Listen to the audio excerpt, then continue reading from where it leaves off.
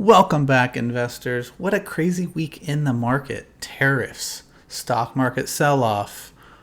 Is this the bottom? Are we in a recession? We're going to dive into my top 11 stocks, so it's 10 plus 1, that you should keep an eye on, that I believe are turnaround stories and the next generation of, I'll call it the Mag 7, the next Mag 10. No, I think it is a Mag 7, next Mag 7. And then we're going to kind of dissect what's happening at a macro level. So let's dive into things. My name is Childale Trades. I use my 12 years of experience to help you understand what's going on in the markets. So diving into, let's look at the macro picture first. So we see tariffs, all this crazy news. Obviously, it was way worse than any of us thought. But I want to kind of dive into the why first. So I want you to understand income inequality in the U.S. Income inequality in the U.S., the top 1%, is the highest percentage of income in the U.S. since the 1930s. It has been 100 years since so few people have controlled so much money in the U.S. And I would say this is the overarching principle of the administration's goal, is how do we distribute wealth more effectively. And honestly, what that's going to mean in the short term is that Wall Street is going to lose while potentially real people in the real economy potentially start to do better. So the real street will start to potentially perform better, but Wall Street needs to pull back. And this is the main reason, is I believe that this number is going to start coming down some in the next few years, which in the long term for the U.S. is a really good thing. The middle class is essential for the U.S. continuing to grow at the high rate that we need it to. A healthy and strong middle class.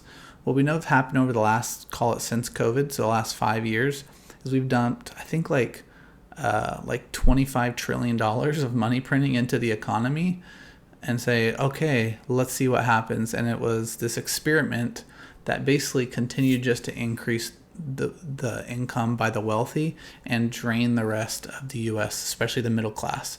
So now that some of this money is working its way out, we're cutting government spending, we're seeing the impacts of that. Yes, tariffs are very scary, but there's other things happening behind the scenes, and there's things that really need to improve the economy. The housing market has been froze for multiple years. Even if you look at who owns stocks, the top 20%, I think, owns 80% of the stocks in the stock market. Debts, personal debts is reaching all-time highs. So there's a lot of things under the surface that are not doing great in the U.S. economy.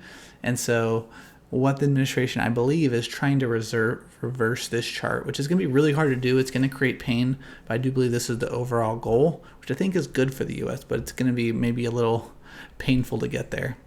We obviously know tariffs was the main thing in the news this week, so let's dive into this a little bit. And I want to bring up one thing.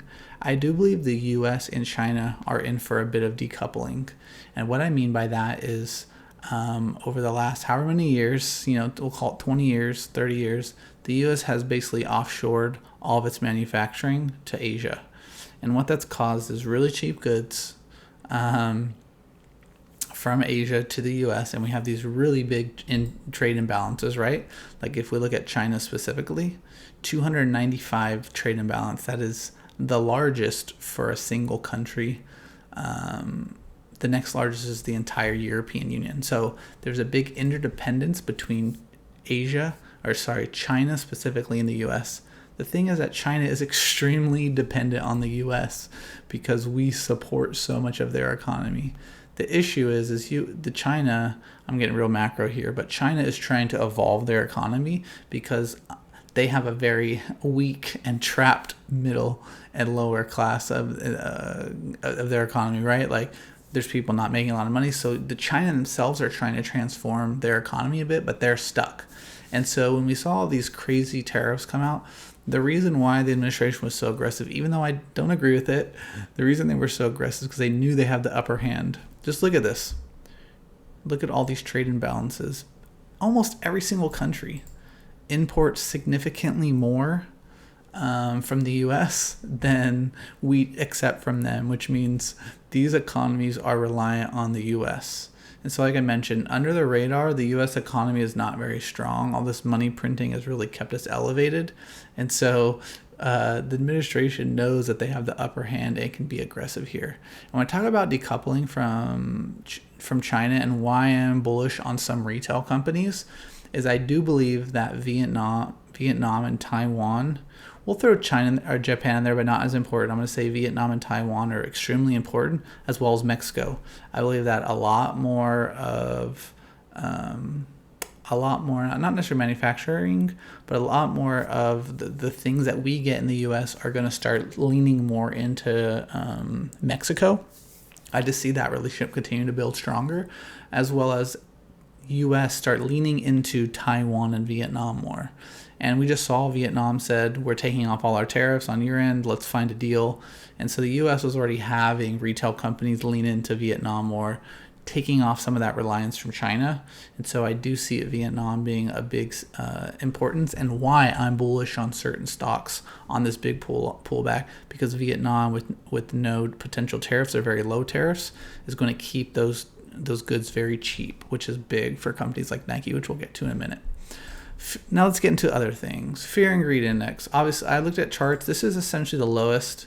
Actually, it was lower than the 2020 crash. So when we had the bear market in 2020, we got to a low of 12. We are now at a 6, guys. A 4. We're at a 4. This is the lowest we've been in 5 years.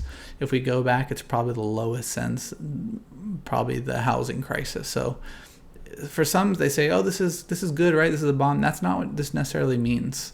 Everybody being very fearful is not necessarily a bottom. It could mean that we are now going into a recession, but we'll look at the charts to figure out if that's true. When I say recession, a longer term recession, not just a pullback. Some positives, I mentioned this, and guys, this is why you need to watch the videos. I mentioned we're probably going to have a pullback to this support, right, around 70. Look where we went. Pull back to 70, and then we're probably going to have a higher high on the put-call ratio. Why this is important, because when we look historically, we need the put-call ratio to get to the 90s, 0.9 or above 1 in that range to start saying, okay, like this might be towards a bottom. So even though I say we could be towards the bottom, there's a lot dependent on that. This is a sign that, okay, you might want to start really dialing in on your most important long-term convictions in the market, and maybe start to nibble if you haven't, or double down on some positions already.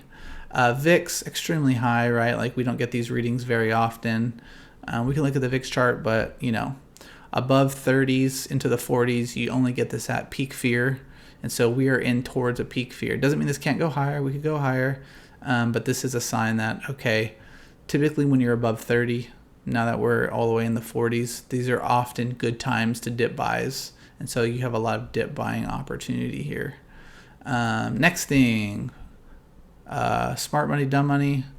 Which one is this? Oh, this is the Fear Greed Index. Smart money, dumb money, we'll just call it retail versus institutions. And we're finally seeing that split that we've been talking about. We're saying we've been waiting for a big divergence between institutions and retail. And what we're seeing is retail is getting to that really low level, right? Like we don't see this low level very often. These low levels are typically associated with forming bottoms. So it doesn't mean we're at the bottom, but seeing smart money or institutions getting above that 0.75 is a really positive sign that, okay, these guys are buying these giant dips. This could be a really pro for the stock market. So it doesn't mean a bottom's formed, but we're probably getting closer to the range. Last thing, trueflation. Don't read all the headlines about stagflation. We'll have to see what GDP comes out as. I think there's a chance that we get a low growth quarter or maybe a negative quarter coming up, and that will probably be the low for the tech stocks. What you got to realize about market flows is when a recession basically is called, that basically means tech has reached a bottom. And so we might have a quarter or so of negative growth, which technically would be stagflation, but I don't think that will persist. We had jobs come out today, and we actually saw that there's a lot of positive things that happen. So keep an eye out on the markets. I think there's still a lot of pros happening, but it's what you want to keep an eye on. And now let's get to the indices. First one. Okay, guys, if you've been following this channel for a while, we've put this this 1, 2, 3, 4, 5 Elliott wave, and we said we're going to have an ABC correction. 1. Look where the B went to, guys. We literally had this marked on the charts. And now we're in a C. The C has honestly gone lower than we thought. We thought maybe around the 0.5 was where we were going to probably see a low, but now we're below 0.5, and so it's really who knows. Elliott wave, the sweet spot pocket is kind of in this range, this 0.61 fib retracement, and so we're gonna have to see if that's true. For this Elliott wave theory to hold strong, we can't retrace the level 1 top, which is at 4820, so 482 on this SPY. We're getting close to that. The stock market, let's move my face up, is currently at 5074. So we are not that far away. Let's just see what percentage that is away. Where is this percentage? We'll do price range because I can't find it. But from here to here, that's 5%. 5% more down, and we invalidate, which means we're actually completed the 5th wave, and we're probably headed to a longer recession, which would be an ABC, or that would be a 1, 2, 3, 4, 5. And so if we were to say it was a 1, 2, 3, 4, 5, let's now chart this out correctly. Where are we at? I always forget where this one lives.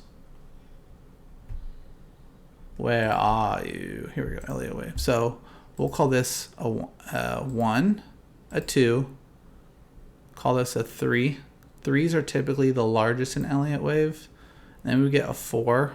Just call it back up to this 4.4, which is a really important breakdown.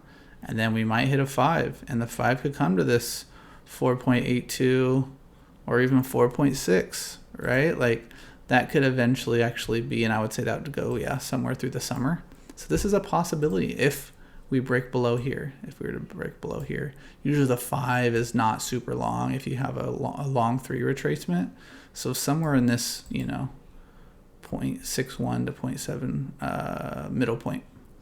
Let's just put something on the graph here. We're going to call it, 463. So, and that's what I'm seeing in a lot of the headlines. People say, if we get a recession, then stocks need to trade at, more like a 17 PE, and that's about 450 to 460 on the SPY, and so that's a possibility. And we just need to really have this, be on the lookout for this. Let's go to the smaller time frame, SPY. Guys, we've been talking about this for a while. Actually, let's go to SPX real quick. There's one more thing I want to look at. Is I've identified that on the weekly and the monthly, we have a shared SMA. So on the weekly, the 200-day is at this, what's that? 469, so 465. And then when we go to the monthly, we have the 50-day. Look where the 50-day is, 465, guys. So we have a shared SMA. Shared SMAs typically show us that there's probably really big support there. And when we look at where that's at, that's in this range, which is really important support. When we look at the entire little zone, right, we have a lot of supply here, and then we have a lot of supply right below it. So if we continue to go around, this will come up a little bit higher, right? It will come towards this top 480 range, but we need to keep an eye on this on the SPX. So SPY, let's go in a little bit closer time range. Guys, again, like we've been calling this out in the market for months now. If you're not following the channel, you need to follow the channel. We know what we're talking around here. We called the high there. So this is probably high. On this pullback, we're probably going to come into this range and test it. And why did we say that? Because it was a 200-day. Hit the 200-day and failed. Then we saw an absolute giant sell-off. So let's put, just for shits and giggles, let's do, it's either ABC, right? And it could be over. Or if we get one more up, let's say we close that gap. I think we had the big breakdown was around 540. And then we could, if we have one more lower, like we said below, let's see where that was. We could head to the 4.6 or something. We'll just call it through the few summer months.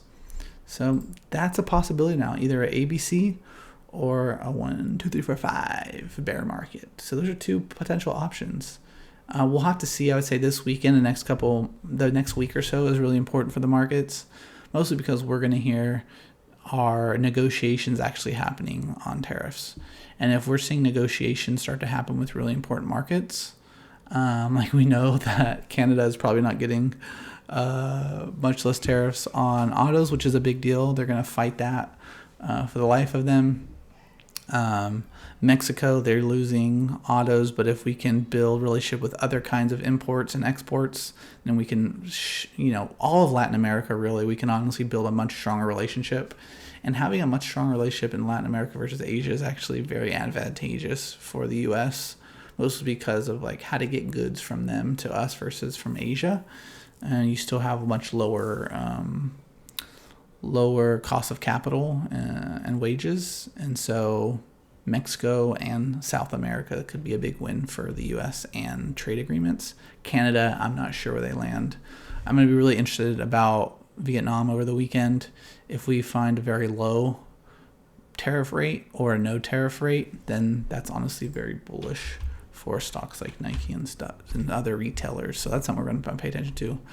The Qs. Okay, what's really interesting about the Qs, I want to go to the weekly real quick, because the Qs have sold off more than the SPY by a couple percentage points, actually. And why that's really important is when we look at the SMAs, we're below the 100. That's not good. But we are hitting this really important, right? Like, we're a little bit closer to this 1. So very similar to the SPY. It's this range of supply. We're much closer. And so the one thing you gotta know about the stock market is tech and growth always bottom before the rest of the market. And so you typically see these cycles happen in the market of going through each industry to find bottoms. And so if we do have one more flush, tech will be first. And then that last flush, honestly, will be your buying opportunity. That last flush in tech, if that happens, which we'll get to the top stocks, but that's going to be really bullish because tech always bottoms first. So that's what we're going to be on the lookout for. We're in a really important kind of like support zone here. If we've bottomed, that's great. I was buying into some of my positions I have a lot of conviction in on these pullbacks for the reasons we've said before.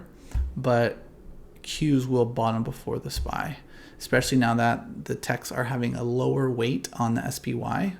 We're going to start seeing a little bit more divergence between the Qs and the SPY, so we can start looking at these a little bit more independently now versus that they're exactly the same. We're going to see them decouple a little bit as well. IWM, so small caps I'm actually really bullish on this year, to the reasons I shared before about the middle class, about small businesses. I feel like they have a lot of opportunity with manufacturing, all this different stuff that's coming back. And that's with tech, or that's with anything else. One thing that we saw really important with Mag 7 is that their weight in the SPY and the Qs have come down, which means that investment in those companies will start to lower. And so if we see some resilience happen in the U.S. economy, money's going to flow into smaller companies that potentially have higher growth potentials. And so let's analyze this chart to figure out how much lower, because if I remember correctly, this is already in a bear market. Yeah, we're down almost 30%. Like I said, small caps always bottom before the rest of the market in a bear cycle or a recession, whatever we're in. And so let's kind of figure out what's going on here. The first thing we want to identify is that we were at a peak, move my head, around 240. We have a head and shoulders here, which isn't great, right? And so head and shoulders always goes down the same length. So 240, actually, where's that darn thing? Okay, so we had 44 points. So now we're going to look at 44 points from the break. So what's 44 points? Ooh, that's nasty. But it could go down that much farther. So assuming that there's still more negative in the market, we could see this thing go down to this really important supply zone, which when we look at the charts is right here. This is a very important supply zone. If we can somehow bottom, I'll just call it in this little range here, that's where I'm going to start looking at small cap way more intentionally, or even looking at the IWM as an investment. Like I mentioned before, when we looked back at past crashes, the IWM actually outperformed the SPY and the Qs. And so if we see a resurgence in manufacturing, if we see some of the things like income tax get cut on small, on people making under 150, we see deregulation, M&A pick up. All these things are going to benefit small cap stocks. So I am more bullish on these in the long term. Let's look at the monthly chart just to see. Like when you zoom out really far, you see everything is still in a bull market in the U.S. Like nothing has changed. And I think in the long term, the U.S. is still in the healthiest place in the entire world. Other countries are making up some ground now, but just these guys are just in the best place in the entire world. Let's look at some really long-term charts to figure out what's going on here. Okay, so we're at a really important long-term support line, which is a good thing. So if we find a bottom here, that could be the bottom. If obviously we're still really healthy on the SMAs on a monthly chart. We haven't seen the RSI break below this 40, which is a really important support zone on the long-term candle, on the long-term time frame. So if we see this break below 40, then we're probably heading to this lower range. Like when you have weakness on the RSI, that most typically means there's more weakness to be had. But if we can hit the support here, that's probably a big positive for the small caps. So this is something we're going to keep an eye on. Let's see if we can find any other really important trend lines. Guys, look at this lineup. We're at a really important zone here. We're also at the 100 SMA on the monthly chart. And so it has to hold here. Like I said, if it does not hold here, then we are headed lower, guys. If the IWM does not hold here, we had headed lower. And if small caps are headed lower, that means the rest of the market is still headed lower. So IWM is, in my opinion, the key to the rest of the market of where we're headed. So really important zone here. If not, like I said, we're then going to break out. We're probably going to break below to this. We'll just call it 160 to 143 zone. And that will probably be the bottom for the IWM. So we're going to keep an eye on that. Again, bullish, long-term, still great fundamentals in the long picture. Like I don't think the overall bull cycle is over when we think of the super cycle we've been talking about, but there is some really important weakness. There's some weakness happening here. Overview. Here's what's going on. This is part 1 of part 2. Part 2, I'm going to cover my top 11 stocks. That will be coming out in the next couple days. So follow the channel. Be on the lookout. Till next time, guys. Succeed in the market, and let's do it together.